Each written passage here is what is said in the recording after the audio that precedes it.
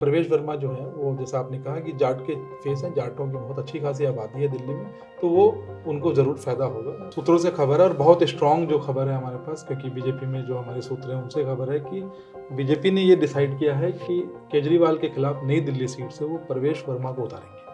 आपका मतलब ही मैं केजरीवाल समझता हूँ, केजरीवाल ही आप हैं, उनके अलावा कोई आम आदमी पार्टी में कोई इतना बड़ा लीडर नहीं है उस कद का। मतलब मुझे लगता है कि कहीं ना कहीं बीजेपी इस बार शायद केजरीवाल का काट ढूंढने में कामयाब हो गई है। कहा गया है सरहदों पर तनाव है क्या, जरा पता करो शहर में चुनाव है क्या।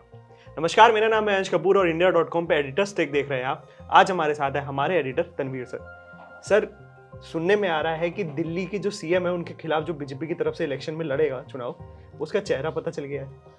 हाँ, देखिए इस बार जो चुनाव है, जो फरवरी में जो चुनाव है, जैसा मैंने कल भी कहा था, एंड दर्शकों को ये बता दूं कि इंडिया.com अब से लेके चुनाव के रिजल्ट आने तक, इनफैक्ट नया सीएम बनने तक, हम लोग हर रोज़ दिल्ली चुनाव पे कुछ ना कुछ डिस्कशन करेंगे। और अगर आपको किसी स्पेसिफिक सीट या किसी लीडर के बारे में या किसी इशू पे दिल्ली के बारे में कुछ जानना है तो आप प्लीज़ कमेंट बॉक्स में बताइए। हमें बताइएगा, हम उसको ज़रूर करेंगे। अब आपके सवाल पे आते हैं कि दिल्ली जो सूत्रों से खबर है और बहुत स्ट्रॉन्ग जो खबर है हमारे पास, क्योंकि बीजेपी में जो हमारे सूत्र हैं उनसे खबर है कि बीजेपी ने ये डिसाइड किया है कि केजरीवाल के खिलाफ नई दिल्ली सीट से वो प्रवेश वर्मा को उतारेंगे। प्रवेश वर्मा 2 बार के सांसद रह चुके हैं। इस बार उनका टिकट काटा गया था सांसदी का और इस बार उनको टिकट नहीं दिया गया था। तो हो सकता है कि वो उस वक्त का स्ट्रेटेजी यही हो बीजेपी का कि भाई इनको एमपी ना बना के हम चीफ मिनिस्टर के अगेंस्ट खड़ा करेंगे। नई दिल्ली से केजरीवाल 2013 से वो एमएलए हैं और वहाँ से पहले जो लड़ती थी वो थी शीला दीक्षित को हरा के केजरीवाल जो सीएम भी थे उनको हराया, उन पावर में आया और तब से वो लगातार वहाँ से 3 बार जीत चुके हैं। तो केजरीवाल ने भी एक जाइंट किलर ही हम कहेंगे कि किसी शीला जी बहुत साल 10 साल 15 साल तक वो दिल्ली की चीफ मिनिस्टर रहीं। और ये मैं ज़रूर बताऊंगा दर्शकों को कि दिल्ली में आज जो आप डेवलपमेंट देख रहे हो उसमें उनका बहुत बड़ा हाथ है, क्योंकि हम लोग उस वक्त स्कूल कॉलेज में थे जब शीला जी का वो था और उन्होंने बहुत अच्छे काम भी किए थे, इसमें कोई शक नहीं है। प्रवेश वर्मा केजरीवाल के लिए एक बहुत बड़ी चुनौती होंगी। उसकी 2-3 वजह हैं। एक तो वो एक मंझे हुए लीडर है, वो साहेब सिंह वर्मा के बेटे हैं। साहेब सिंह वर्मा दिल्ली में चीफ मिनिस्टर रह चुके हैं। और प्रवेश वर्मा की एक जो खासियत है जो बीजेपी के लिए और उनके वोटर के लिए बड़ी अच्छी बात है कि वो कट्टर हिंदुवादी हैं। उनके बयान बड़े स्टेटमेंट्स उन्होंने काफी दिए हैं, बहुत स्टेटमेंट उनके और बड़े वायरल होते हैं, लोगों के बीच में पसंद आते हैं। बीजेपी के काडर को ऊर्जा भरने में वो जरूर काम आते हैं। जो बीजेपी ने भी महाराष्ट्र में जो हमने देखा कि उसी तरीके के बयानबाजियों से और हिंदुत्व को आगे रख के उन्होंने इतनी प्रचंड जीत हासिल की। तो मुझे लगता है कि प्रवेश वर्मा को आगे करने के पीछे एक ये भी वजह है। दूसरी वजह है यंग है तो लोगों को एक ये भी है कि भाई ये युवा है, एक मौका हमें इनको भी देना चाहिए। और तीसरी वजह ये है कि अगर वो नई दिल्ली से प्रवेश वर्मा को खड़ा करते हैं तो केजरीवाल को फिर अपनी सीट बचाने के लिए थोड़ी मेहनत ज़्यादा करनी पड़ेगी। तो वो एक प्लान ये है कि मतलब उनको किसी तरीके से केजरीवाल को कैंपेनिंग कम से कम करने का ये दिया जाए, उनको रोका जाए, उनको उनके अंदर ये डर बैठाया जाए कि नई दिल्ली की सीट अब सेफ नहीं है। उससे यह है कि केजरीवाल स्टार कैंपेनर है, इसमें कोई शक नहीं है।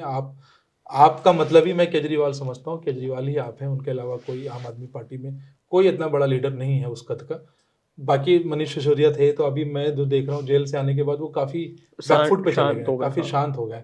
अवध ओझा को जो पार्टी ने लाया है, जो यूपीएससी के टीचर हैं, तो कई लोगों ने हमसे भी ये सवाल किया है कि क्या अवध ओझा को नया मनीष सिसोदिया बनाना चाहते हैं, क्या मनीष सिसोदिया साइड लाइन हो गए। अवध ओझा को लेकर के न्यूज भी कल आई है कि कल वो एक इंटरव्यू दे रहे थे तो वो इंटरव्यू उन्होंने बीच में छोड़ दिया। हाँ, तो वो थोड़े से हैं, टेम्परामेंटल हैं, मैं उनको जानता हूँ क्योंकि उनके साथ मेरी 2-4 बार मुलाकात हुई है। बीजेपी के जो और सीनियर कुछ लीडर हैं जो दिल्ली के, जैसे कि रमेश बिधूड़ी, जिनको इस बार लोकसभा का टिकट नहीं मिला, वो भी लड़ना चाहते हैं, वो तुगलकाबाद से लड़ना चाहते हैं। शायद बीजेपी उनको भी टिकट दे। मीनाक्षी लेखी जो यहाँ की एमपी भी रह चुके हैं दिल्ली की, नई दिल्ली सीट से, उनको भी इस बार टिकट नहीं मिला था, वो भी टिकट चाह रही हैं कि भाई मुझे कालका जी या कहीं से टिकट मिले।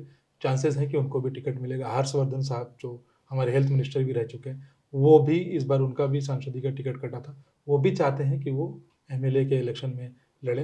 हर्षवर्धन एमएलए भी रह चुके हैं और इधर जमुना पार उनकी बहुत अच्छी पकड़ है। मतलब उनकी एक छवि जो है कोविड के टाइम पे काफी, कोविड के टाइम, और उनकी छवि मतलब क्योंकि डॉक्टर साहब हैं वो उनकी छवि बहुत साफ है। और मैंने देखा है कि वो उधर के लोग, क्योंकि जब हम लास्ट इलेक्शन भी कवर किए, 2 इलेक्शन हमने ग्राउंड पे जाके भी कवर किए, हमने देखा है कि मतलब जो कुछ लीडर ऐसे होते हैं जिनकी एक छवि होती है, जो लोगों के बीच में लोग का एक स्नेह होता है उनके साथ। हर्षवर्धन उनमें से एक है।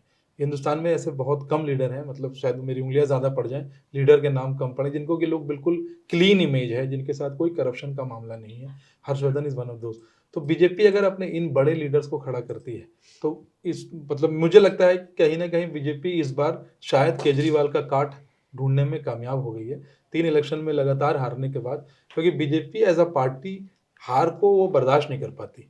वो हार के बाद वो मंथन करती है, वो कुछ ना कुछ कोशिश करती है कि किसी ना किसी तरह हमें वापस जीतना ही है इस चीज़ को।